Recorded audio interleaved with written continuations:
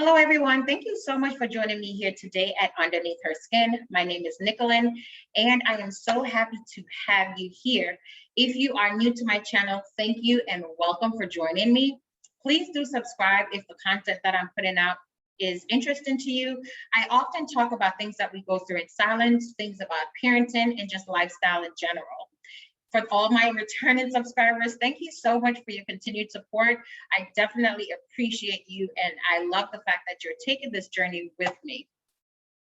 So today I want to talk with us about something that I've realized that we do, especially those of us who are in the helping profession, also family, people who take care of the family. So if you're a caregiver, parents, friends who generally are very helpful, this is something that I have noticed that we do frequently. So today, as you see, the topic of this video is, why do we give more than we have? And oftentimes that is some people's nature.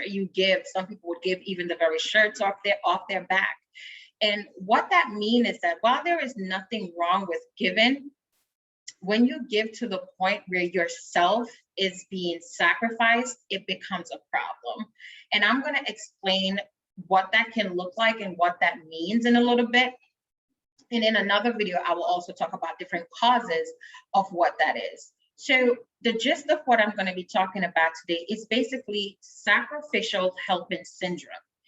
And that again is sacrificial helping syndrome. And this is basically when you help beyond your ability to care for yourself, right?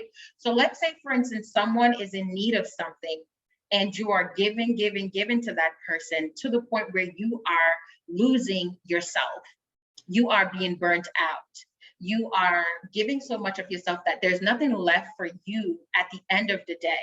And this can be seen, as a therapist, as a social worker.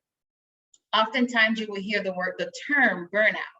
Oftentimes you will hear maybe you hear it in different aspects of life as well.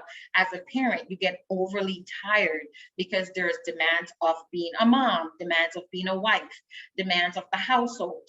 When you're at work, there are other demands, right? So there's different areas of your life.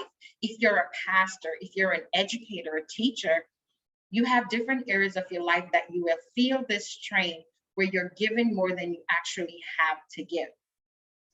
So as I have here, I have some notes that I've written down and I just want to go through it. So for me as a therapist, as a part of the working profession, I feel innately that this is like my God-given gift per se to, let's say, to help others, to help people. I've always wanted to be that kind of person, and that's why I chose this profession earlier on. I never strayed from it. So I went to undergrad, got my BA in social work, and I got my master's in social work because this was something that I wanted to do. But I'm saying, like, most of us who work in the helping profession, like, because we generally want to help people, as a social worker, as a pastor, as a teacher, an educator, as a parent, even though this is something that we naturally want to do, we often find ourselves burnt out, where we give so much of ourselves that we have nothing left at the end of the day. And you can see this where you're working so much where you don't have time to take a lunch for yourself. You don't have time to take 5 minutes to just breathe, regroup, and get yourselves together. If you're in ministry, you know that as a pastor, there's the members of your congregation, it's so many challenges that they face sometimes. And maybe you feel like, you know what, I need to help this person. I need to get this done. I need to help them because that is a part of my role. But when do we stop and say to ourselves, you know what, let's say we can delegate. Let me delegate to someone else, or let me attend to this task at a different time, or even saying, I am not able at the moment. And I think sometimes when we get to the point where we're saying or feeling like we have to give of ourselves, we get so burned out that it can become detrimental. And if we really think about it, if we are not our best selves, if we are not at the place where we can be present, for the people that rely on us or the people that depend on us, for therapists or social workers, for the clients that we see on a day-to-day basis. If we are not taking care of ourselves, we are not going to be able to be present and be effective in helping those that we desire to serve. I am not a miracle worker and I am not a fix-it person. However, it is in my nature to want to help you to get to achieve the goal that you desire, right? And I think that's the same for teachers, that's the same for pastors, that's the same for parents. When we work with our children, like I have 2 daughters, and I will tell you, they're very active. My youngest loves the outdoors. And most of the times I would have to revert to my husband taking them out. We're both tired, yes. But sometimes when I say to myself, okay, I'm not able to do that right now, I have to take a break and I have to just relax. And I basically like tagging him in, you know, or saying, okay, babe, can you do this? Because I have realized that I am at my limit at the moment and I am not able to do that. And you'll realize that those who we help is not going to be able to understand or know the capacity where we are. So if our jars are, let's say, full or almost full, to the point where we're not able to help, we can't put anything else in there. It doesn't even make sense. We push things down to try to fit anything else in there. We have to be the ones to say, okay, I'm full. I'm at my capacity. Allow me to release some of those things that are in the jar so that I can then help you, so that you can then fill things up. So if we are not speaking up and being our own advocate, we're gonna burn out and we're gonna cause ourselves to break down. We may end up having mental challenges. We may end up just, calling out all these things because we are just not being giving ourselves grace. We are not taking care of ourselves. And one of the main things that we always say to those that we help, we always talk about self-care. We always talk with them about, coping mechanisms, breathing strategies, taking a minute to take a walk, to pray, to meditate, to do yoga, to listen to music, But when we turn the mirror on us, how do we self-care? How do we take care of ourselves? I think sometimes we are so focused because of our profession and the hats that we wear. We're so focused on helping others that we forget that we in turn need help too. And that is why we have to be mindful about sacrificial helping syndrome and doing more and giving more of what we do not have. So to us, the teaching, the therapy, the pastoral shift, etc., is a more of a calling and not a career. And that is why we do it, because it requires more of a typical, it requires beyond the typical 9 to 5. I get calls outside of work. As a mom, you're always on. As a pastor, you're always doing something. As an administrator, you're always on. And even, the funny thing about it is, even when I am not at work per se, and I'm out with someone and they know your background, they know your profession, oftentimes they some people expect you to wear that hat and still be in that realm. And I remember, a colleague of mine, and I was like, and we were joking around, and I said, but you know what, I'm not wearing that hat right now. Because sometimes it is tiring. Sometimes it demands so much of you. And to put that hat on requires much, because there are times when you have to shut it off, you have to shut it down.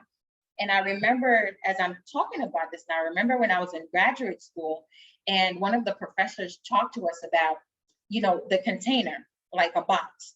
And she was basically explaining to us how not to carry the challenges of our client's home, how not to carry or feel overwhelmed with the tasks that we have for our jobs to home, how not to mix the two. And basically what she's saying, and I don't know if anybody has ever experienced this, but it's basically, you have to somewhat think of it like a container. It's in a box. And when you leave home, when you leave work, I should say, that situation with that client is there. I know that some therapists do, their clients do have their personal numbers and they can reach them, but I'm telling you, it is so beneficial to the mind, the spirit, the body when you're able to let professional be professional and and let personal be personal. Because when the two intertwine, that's where you're gonna start burning out and giving more than you have. And one of the things that we don't do often is really identifying that we need help. When we need help, asking for that help, just as much as we have individuals coming to us, right? And as I have here, it says through the helping profession, we give so much more to others than we don't, and we don't have it enough left for ourselves. And this is what sacrificial helping syndrome is all about. Is when we sacrifice our own well-being to help others. It's easy to talk about self-care, but how often do we take our own advice? How often do we give ourselves grace? How often do we say and encourage each other and even affirm each other? You know, let's not sacrifice ourselves while trying to help others, because in the end of that, we're not going to be present for the people that value us, for the people that depend on us, and for the people that needs us. So I'm here today to talk about, why do we give more than we are able to give? And I just wanted to bring awareness, and I'm not saying that we don't already know about it, but there are times when we need a reminder to know that it is okay to say no, it is okay to set limits, it is okay to take a break, it is okay to have your lunch when you need to have your lunch, and is it okay to ask for help? As a mom, as a social worker, as a coworker, as a church member, I know very well that it is important to be your best self in order to help others and to be present, mostly and important for yourself as well. So I hope this video was very helpful. If you are going through the sacrificial helping syndrome and you want to share about your thoughts, your concerns, please definitely leave a comment. I would definitely love to hear your thoughts and your opinions on it, and also ways in which you help to get out of that. Ways in which you help to get out of that, and different coping skills that you've used. So I definitely like to listen to music when I'm at work. I listen to music, I take 5 minutes, I have the music on, I listen to music, I make sure like I meditate, I make sure that I eat my lunch or have a little snack in between to keep my energy up. These are things that I do because I want to make sure that the work that we're doing and the service that we're giving to our students or our clients or our children is most beneficial, all while being good to ourselves. So thank you so much for joining me here today at Underneath Her Skin. I'm happy to have you, and it's great to have you here again. And I hope that this video was helpful. Again, please comment. And for those who have yet to subscribe, please do so if you find this content is helpful. Thank you, and have a great day. Bye-bye.